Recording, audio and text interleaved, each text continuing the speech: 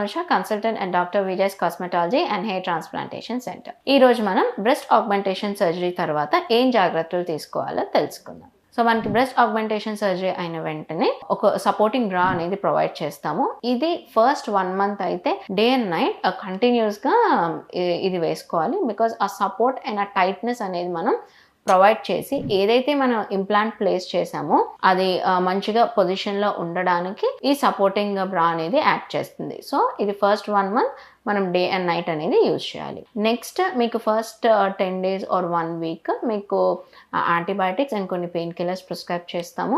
అవి మీరు ఖచ్చితంగా వాడాల్సి ఉంటుంది, ఎందుకంటే అక్కడ ఇన్ఫెక్షన్ని అవాయిడ్ చేయడానికి. నెక్స్ట్ ఏంటంటే మనం ఎప్పుడు వర్క్కి వెళ్ళాలి. సో జనరల్గా ఆఫ్టర్ 3-4 days మీరు మీ డైలీ ఆఫీస్ వర్క్ కానీ లేదంటే మీ డైలీ రొటీన్ మీరు చేసుకోవచ్చు. బట్ మీరు కొన్ని వెయిట్ లిఫ్టింగ్ కానీ చెస్ట్కి రిలేటెడ్ ఎక్సర్సైజెస్ కానీ చెస్ట్ స్టిమ్యులేషన్ కానీ, అంటే కొంతమంది పుషప్స్ చేయడం చేస్తారు, రన్నింగ్ చేసే అలవాటు ఉంటుంది, జిమ్కి వెళ్ళి వర్కౌట్స్ చేసే అలవాటు ఉంటుంది.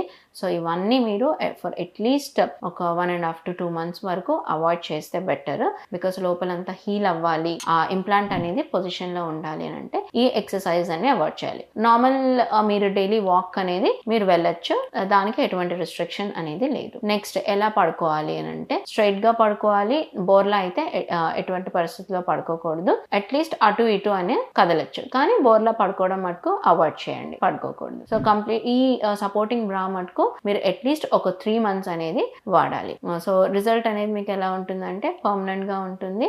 బట్ ఈ జాగ్రత్తలన్నీ మీరు చూసుకుంటూ వస్తే you'll have a very good result. Do like and share this information. Thank you.